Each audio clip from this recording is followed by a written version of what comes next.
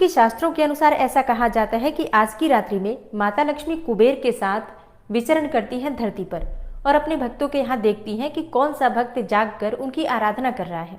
जो भी भक्त रात्रि में जागरण करते हैं, शरद पूर्णिमा की रात्रि में माता लक्ष्मी उनके यहाँ कुबेर के साथ स्थिर वास करती हैं। इसलिए आज की रात्रि विशेष रूप से बहुत महत्वपूर्ण होती है। रात्रि में जागरण किया जाता है, माता लक्ष्मी और कुबेर की पूजा की जाती है। विशेष रूप से आज की रात्रि में खीर बनाकर चंद्रमा की रोशनी में रखने का विधान है और अगले दिन फिर उसी खीर को माता लक्ष्मी को अर्पित किया जाता है। फिर प्रसाद स्वरूप परिवार के सभी सदस्य मिलकर ग्रहण करते हैं। ऐसा कहा जाता है कि इस खीर को ग्रहण करने से घर में सुख समृद्धि आती है। इसके साथ ही अच्छे स्वास्थ्य की प्राप्ति होती है। तो अच्छे स्वास्थ्य की प्राप्ति के लिए, सुख समृद्धि के लिए चंद्रमा की रोशनी में खीर रखने की परंपरा वर्षों से चली आ रही है। लेकिन इस बार पूर्णिमा के दिन चंद्र ग्रहण भी लग रहा है। ऐसे में बहुत से भक्तों के प्रश्न है कि हम व्रत कब धारण करें। व्रत करते हैं तो चंद्रमा को अर्घ्य किस प्रकार से दें, पूजा कब करें, सत्यनारायण की कथा कब करें, खीर हम चांद की रोशनी में किस प्रकार से रखें। कोजागरी पूर्णिमा क्योंकि रात्रि में ही बनाई जाती है, रात में माता लक्ष्मी और कुबेर की पूजा की जाती है, तो कोजागरी पूर्णिमा में माता लक्ष्मी की पूजा किस प्रकार से करें। और शरद पूर्णिमा की रात्रि में जो हम हर बार अखंड दीपक प्रज्वलित करते हैं, जो कि हर बार मैं आपसे कहती हूँ, तो अखंड दीपक हम किस प्रकार से रात्रि में प्रज्वलित करें। बहुत सारे प्रश्न हैं आप लोगों के और मन में बहुत सारे संशय भी हैं। तो आज की वीडियो में आपके सभी संशय का समाधान हो जाएगा। हर प्रश्न का जवाब आज की वीडियो में आपको शेयर करने वाली हूँ। तो वीडियो बहुत महत्वपूर्ण है, पूरा जरूर देख लीजिए। अच्छी लगे वीडियो तो लाइक भी जरूर कीजिए, क्योंकि देखिए आपके लाइक्स, आपके कमेंट्स मेरे लिए बहुत महत्वपूर्ण होते हैं। यही एकमात्र जरिया है जिनसे मुझे पता चलता है कि आपको ये वीडियो अच्छी लगती है और आपके लिए ये वीडियो उपयोगी है। तो अगर वीडियो अच्छी लगे तो लाइक तो जरूर ही किया करें। चलिए सबसे पहले बात करते हैं कि पूर्णिमा तिथि कब प्रारंभ हो रही है, कब समाप्त हो रही है और व्रत हमें कब धारण करना है। देखिए पूर्णिमा तिथि प्रारंभ हो रही है 28 अक्टूबर की सुबह 4:17 पर, यानी कि ब्रह्म मुहूर्त में, और पूर्णिमा तिथि समाप्त हो रही है 29 अक्टूबर को सुबह 3:46 पर, यानी कि 29 अक्टूबर को ब्रह्म मुहूर्त में पूर्णिमा तिथि समाप्त हो जाएगी। तो सूर्योदय कालीन तिथि के अनुसार 28 अक्टूबर को यानी कि शनिवार के दिन पूर्णिमा तिथि है। एक ही दिन की पूर्णिमा है, तो स्नान, दान, व्रत इत्यादि सभी कार्य इसी दिन किए जाएंगे, शनिवार के दिन ही। तो जैसे कि कार्तिक मास का जो स्नान होता है वो भी पूर्णिमा से ही प्रारंभ होता है। तो कार्तिक स्नान 28 अक्टूबर से ब्रह्म मुहूर्त से आपका प्रारंभ हो जाएगा। जो भक्त कार्तिक स्नान करना चाहते हैं, मतलब करना ही चाहिए, तो 28 अक्टूबर से ब्रह्म मुहूर्त में आप लोग कार्तिक मास का स्नान प्रारंभ कीजिए संकल्प के साथ। अच्छा, कार्तिक मास के नियम क्या होते हैं, स्नान करते वक्त आपको किन बातों का ध्यान रखना है, कौन कौन से नियम आप ले सकते हैं कार्तिक मास में, इसकी वीडियो चैनल पर अपलोड हो चुकी है, जरूर देख लीजिए अगर आपने अभी तक नहीं देखा है तो। चंद्र ग्रहण का प्रारंभ कब हो रहा है? देखिए चंद्र ग्रहण का प्रारंभ होगा 28 अक्टूबर की रात्रि में 1:05 से और समाप्ति होगी 2:23 पर। लेकिन देखिए जब चंद्र ग्रहण लगता है तो उसका सूतक 9 घंटे पहले लगता है और सूर्य ग्रहण का सूतक 12 घंटे पहले लगता है। ऐसे में सूतक काल का प्रारंभ हो जाएगा शाम को 4:05 से। तो जैसे ही सूतक काल प्रारंभ होगा, आपके घर में जो मंदिर है उस मंदिर के आप दरवाजे बंद करेंगे, पट बंद कर देंगे दरवाजे का, या फिर पर्दा लगा देंगे, क्योंकि इसके बाद पूजा नहीं हो सकती है। तो शाम की जो पूर्णिमा की पूजा है वो नहीं हो पाएगी, जैसे कि संध्या काल में जो पूजा होती है वो नहीं कर सकते हैं। इसके अलावा रात्रि में जो कोजागरी पूर्णिमा की पूजा होती है लक्ष्मी और कुबेर की, वो भी नहीं कर सकते हैं। और रात्रि में अखंड दीपक भी नहीं प्रज्वलित किया जाएगा इस बार की शरद पूर्णिमा में। अब बात करें कि अगर आप पूर्णिमा का व्रत धारण कर रहे हैं तो आप पूजा कब कर सकते हैं, या फिर बिना व्रत किए भी जो पूर्णिमा की विशेष पूजा होती है, सत्यनारायण भगवान की कथा होती है, ये सब चीजें हम कब करें। तो देखिए सारी पूजा, मतलब जो भी आप पूजा करना चाहते हैं, सत्यनारायण की पूजा करना चाहते हैं या फिर लक्ष्मी कुबेर की पूजा करना चाहते हैं, अगर आप लक्ष्मी के निमित्त हवन करना चाहते हैं या फिर आप भगवान कुबेर की भी पूजा करना चाहते हैं, जो भी आप पूजा करना चाहते हैं वो दिन में ही की जाएगी। शाम को 4:05 से पहले आप अपनी पूजा पूर्ण कर लीजिए।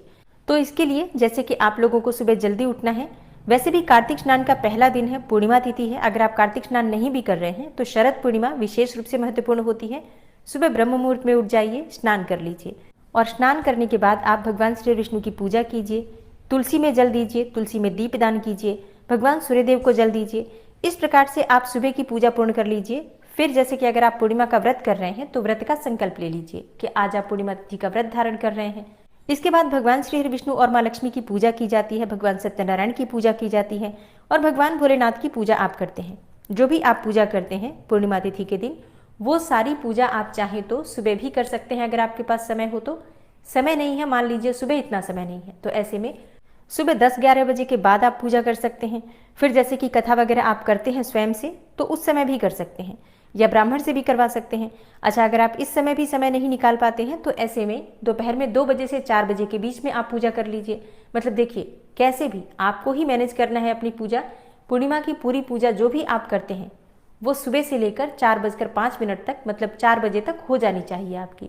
अब बात आती है कि चंद्रमा को अर्घ्य किस प्रकार से दें, क्योंकि देखिए किसी भी प्रकार से कर्मकांडी पूजा हम पूर्णिमा तिथि के दिन ग्रहण के सूतक काल में नहीं कर सकते हैं। ऐसे में आप चंद्रमा को अर्घ्य देने का कार्य तो देखकर नहीं हो पाएगा, लेकिन आपको क्या करना है, शाम को जब आप पूजा कर रहे हैं, मतलब 4 बजे से पहले जब आप पूजा कर रहे हैं, उसी समय चंद्रमा की एक आकृति बना लीजिए एक थाली में, मतलब चंद्रमा का एक गोल आकृति बना लीजिए। आप चाहे तो सिर्फ मंत्र लिख सकते हैं, ओम सोम सोमाय नमः या ओम चंद्रमा से नमः, थाली के अंदर या एक प्लेट के अंदर रोली से, और फिर इसी में आप चंद्रदेव का ध्यान करते हुए अर्घ्य दे दीजिए। दूध से अर्घ्य दिया जाता है। एक पात्र में आपको दूध लेना है, थोड़ा सा अक्षत लेना है, इसी पात्र के अंदर जल से इस पात्र को भर दीजिए, थोड़ा शक्कर डाल दीजिए और एक पुष्प डाल दीजिए, और भगवान चंद्रदेव का ध्यान करते हुए इसी समय आपको अर्घ्य देना है। और बाद में आप ये जल किसी गमले में डाल सकते हैं। तो इस प्रकार से आपकी चंद्रमा की पूजा हो जाएगी। मतलब चंद्रमा की पूजा आप इस प्रकार से कर सकते हैं, कोई दोष नहीं लगेगा, आप चंद्रमा की पूजा पूर्ण कर सकते हैं। अब बात करें कि अगर पूर्णिमा का व्रत हम धारण कर रहे हैं तो पारण कब करें, व्रत कब खोलें, क्योंकि बहुत से भक्त हैं जो कि पूर्णिमा के दिन ही चंद्रमा को अर्घ्य देने के बाद अपना व्रत खोलते हैं। बहुत से भक्त हैं जो अगले दिन व्रत खोलते हैं। तो अगर आप उसी दिन व्रत खोलते हैं, तब शाम को जब आप चंद्रमा की पूजा पूर्ण करेंगे, शाम को मतलब 4 बजे से पहले जब आप अपनी पूजा पूर्ण कर लेते हैं, तो भगवान को समर्पित कीजिए अपना व्रत, अपनी पूजा, और इसके बाद क्षमा प्रार्थना करके अपना व्रत थोड़ा सा प्रसाद खाकर खोल लीजिए। मतलब जिस भी प्रकार से आप अपना व्रत खोलते हैं पूर्णिमा के दिन, उसी प्रकार से आपको 4 बजे से पहले अपना व्रत खोल लेना है। और जो भक्त अगले दिन ये व्रत खोलते हैं, फिर उनके लिए तो कोई चिंता का विषय है नहीं, क्योंकि वो अगले दिन उठेंगे, स्नान इत्यादि करने के बाद भगवान की पूजा करके, मतलब मंदिर की साफ सफाई पहले की जाएगी, घर की साफ सफाई होगी, स्वयं स्नान करना पड़ेगा, और इसके बाद पूजा करके आप अपना व्रत खोल सकते हैं। लेकिन जो भक्त उसी दिन व्रत खोलना चाहते हैं, वो 4 बजे से पहले अपना व्रत खोल लेंगे अपनी पूजा को पूर्ण करके। और अब बात करें कि खीर किस प्रकार से हम इस बार चंद्रमा की रोशनी में रख सकते हैं। देखिए, ये एक कार्य है जो बिल्कुल नहीं हो सकता है, क्योंकि इसका कोई ऑप्शन नहीं है। रात्रि में, मतलब शाम को जब चंद्रमा उदित होंगे, उस समय सूतक लगा रहेगा, और सूतक काल में खीर नहीं रखी जा सकती है, दूषित हो जाएगी। सूतक काल में भोजन बनता भी नहीं है, तो हम खीर बना भी नहीं सकते हैं। और जब चंद्र ग्रहण समाप्त हो रहा है रात्रि में, तब उस समय खीर बनाई नहीं जा सकती है। मतलब समय ही कितना बच जाता है फिर हमारे पास।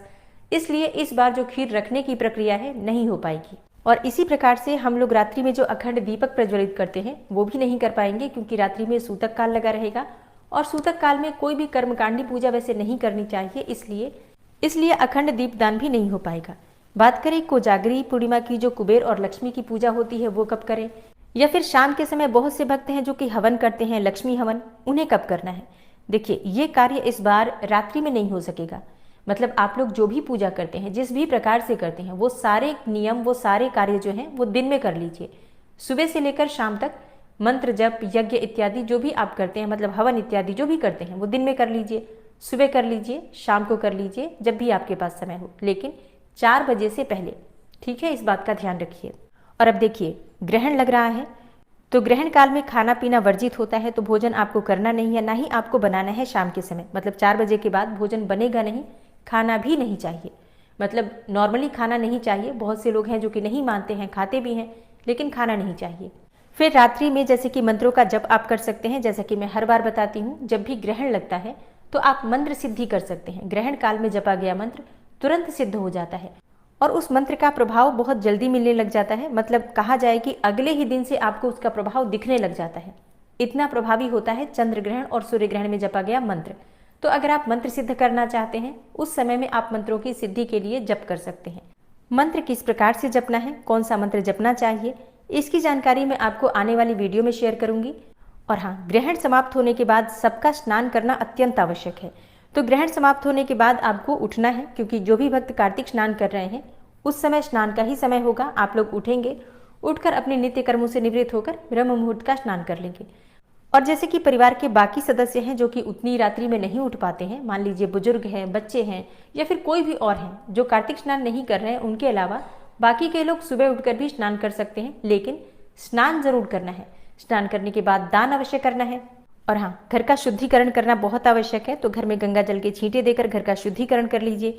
मंदिर में पूजा से पहले शुद्धिकरण आवश्यक है, तो अपने स्नान करने के बाद गंगा जल के छींटे पूरे घर में, घर के मंदिर में दीजिए। घर के मंदिर की आप चाहें तो सफाई भी कर सकते हैं।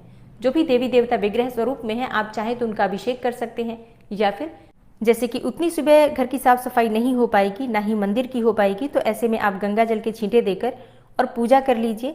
और इसी प्रकार से आपको अपने किचन में भी गंगा जल के छींटे देने हैं, साफ करना है किचन को, उसके बाद से उसमें भोजन बनेगा। इन सभी बातों का आपको ध्यान रखना है, क्योंकि इस बार जो ग्रहण लग रहा है भारत में मान्य होगा, इसका प्रभाव भी मान्य होगा, सूतक काल भी माना जाएगा।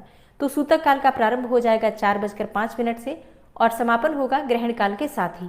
ग्रहण काल के दौरान आपको कौन कौन सी सावधानियां रखनी है, किन बातों का ध्यान रखना है, क्या करना है क्या नहीं करना है, इसके बारे में डिटेल वीडियो आपको आने वाले समय में मिल जाएगी।